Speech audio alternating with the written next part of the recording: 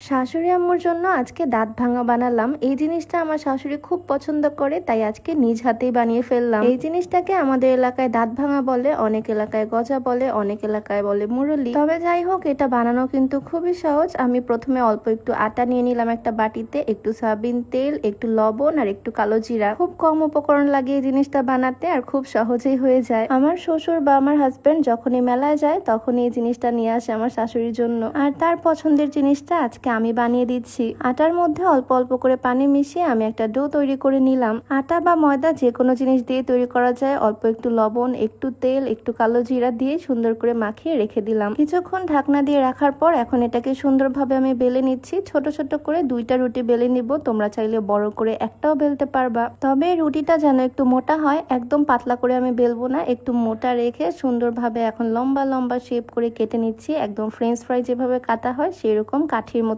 Shape করে same মাপে আমি পুরো রুটিটা সুন্দর করে কেটে নিচ্ছি। আজকে যেহেতু আমি প্রথমবার বানাচ্ছি তাই একটু অল্প করে বানাচ্ছি। পারফেক্ট হলে নেক্সট টাইম আবারও বেশি করে বানাবো। দ্বিতীয় রুটিটাও সুন্দরভাবে সেম প্রসেসে বেলে কেটে নিব। তোমাদেরকে একটু বলতে চাই, আজকে আমি যে সুন্দর এমব্রয়ডারি করা টু পিসটা পরে আছি এটা স্মার্ট জোন পেজ থেকে নিয়েছি। এই ধরনের টু পিস গুলো খুবই সুন্দর লাগে। পুরো ড্রেসটাতে খুবই সুন্দর করে এমব্রয়ডারি কাজ করা। অনেক রকমের কালার তোমরা তাদের পেজে পেয়ে যাবা। আজকে আমি ব্রাউন কালার পরেছি। হোয়াইটটাও দেখো কত সুন্দর, একদম অ্যাস্থেটিক লাগে। রিজনেবলের মধ্যে এরকম সুন্দর সুন্দর টু পিস তোমরা স্মার্ট জোন ফেসবুক পেজ থেকে পেয়ে যাবা। পেজটা আমি ডিসক্রিপশনে মেনশন করে দিব, তোমরা চাইলে ভিজিট করে আসতে পারো। যাই হোক, এবার পরের রুটিটাও আমি মোটা করে সুন্দর করে বেলে নিয়েছি। এবার সুন্দর করে আমি লম্বা লম্বা করে কেটে নিচ্ছি। তো সবগুলোকে আমি সুন্দর করে শেপ করে কেটে নিয়েছি। আমার অর্ধেক কাজ এখানেই কমপ্লিট। এখন চুলার কাছে চলে আসলাম। এইগুলোকে এখন সুন্দর করে আমি তেলের মধ্যে ভেজে নিব। খুবই সহজ এই রেসিপিটা, তবে খেতে খুবই মজা। ছোটবেলায় দাঁত ভাঙ্গা কত যে খেয়েছি। কড়াইয়ে বেশি করে তেল দিয়ে দিলাম আর হিটটা রেখেছি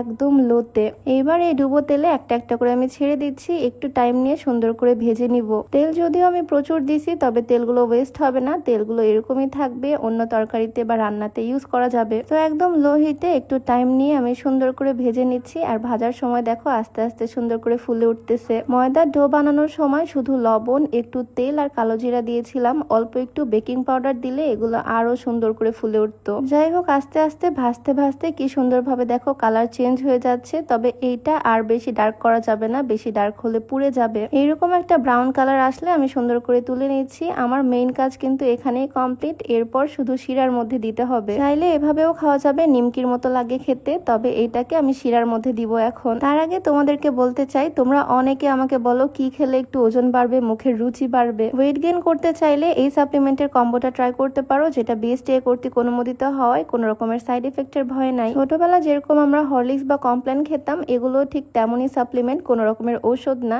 এই দুইটা প্রোডাক্ট তোমরা পেয়ে যাবা শেখ অ্যাভিনিউ ফেসবুক পেজ থেকে। পেজটা আমার ডিসক্রিপশনে মেনশন করে দেওয়া থাকবে। যাই হোক, আমি একটা প্যান বসিয়ে দিলাম চুলায়, আর এর মধ্যে আমি দিয়ে দিচ্ছি বেশ খানিকটা চিনি আর অল্প একটু পানি। পুডিং তৈরির সময় যেরকম ক্যারামেল বানাই ঠিক সেইভাবে আমি বানিয়ে নিচ্ছি। এখানে চিনি 2 চামচ হলে পানি 1 চামচ হবে, এই মেজারমেন্টে আমি শিরাটা বানিয়ে নিচ্ছি। আর যখন এরকম বলক চলে আসবে তার মধ্যে এখন আমি দাঁত ভাঙাগুলো দিয়ে দিচ্ছি।